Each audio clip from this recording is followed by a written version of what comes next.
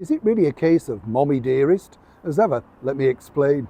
Morning, lovely to see you. Thank you so much for joining me today. And as ever, thank you for getting involved in the videos. I know a lot of people do enjoy the more news videos that I put out there. And the reason why I share the stories with you, particularly the things that are going on over here in the United Kingdom, is to find out exactly what it's like in your part of the world.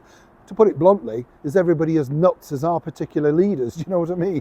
I mean, we can't just be alone, can we? We can. That's the problem, isn't it? But it's lovely to share, to find out exactly what are people doing with your money, your tax-paying money, all that sort of stuff. So thank you for getting involved in those. I know many people couldn't get over the recent portrait of the Deputy Prime Minister, Angela Rayner. As I said, pity the poor man in Vietnam, never to be seen again apparently. He's probably having therapy, you know what I mean? What a poor man, you know, having to accept it as well and stand there, oh, it's marvellous. You think, where will you be putting that? Call escape, you know what I'm saying? Now let's get back, of course, to your royal story of the day. This is interesting. Remember when this came out a couple of years back now, over a year and a half, Spare by Prince Harry. His tell-all book, which apparently was going to be the big tell-all and reveal so many things, which turned out to be, his words, not exactly true, particularly regarding his forthcoming visa, the battle, of course, with the American authorities, and the ongoing onslaught for him with the particular company that's still trying to find out exactly what he included on his visa form. And as I've told you before, I totally agree with that. If you've got nothing to hide, you should be openly transparent and, more importantly, show the public what you've done. But this is Prince Harry. Now, here's where it gets interesting, because a lot of people are saying, Neil, what happened to the 4-book deal with Penguin Random House?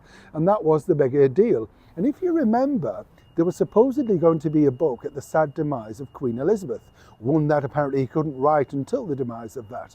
Well, we've seen Harry's writings through a ghostwriter, Mollinger. I think J.D. Mollinger paid $1 million apparently to sit and listen to Harry tell his story. Riveting, I'm sure you'll agree. Now, here's where it gets interesting, because a lot of people are saying, well, what happened to the rest of the books, the other 3 books? According to a very well-placed source, it could be the case of this. You see, Penguin Random House still have him on a stringer, a retainer. And basically, they're looking to do something in the future. And cast your mind back, chums, to this. This makes perfect sense. In the 1980s, there was a sort of slew of books from celebrity children. Remember things like Mommy Dearest by Christina Crawford, Detour by Cheryl Crane, the daughter of Lana Turner, and even Betty Davis's daughter. Yes, remember that. She wrote her own book. Marlene Dietrich's daughter. They all sort of piled in with how bad the celebrity mothers were. Big sellers, big books at the time, big advances. Proven, of course, not necessarily to be true in every aspect.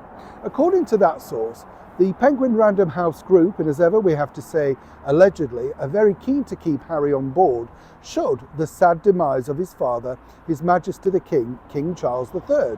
They would like his first-hand account of the experiences of not just, of course, the king, his father and everything else, and his mother, but more detail. They believe that this will be the book of, great findings, and more importantly, probably sell just as many copies as Harry's debut book, Spare.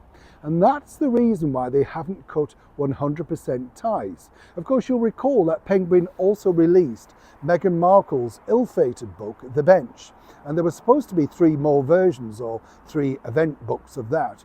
They've naturally taken their time to commission the next ones. Maybe Meghan's still too busy stirring pans and pots in the kitchen making jam to actually commit herself to writing that very minimal children's adults book. Either way, Penguin haven't quite cut ties with their unflappable writer, Prince Harry, so far. And truly, that's the reason why. Neil Sean in the very heart of Yorkshire.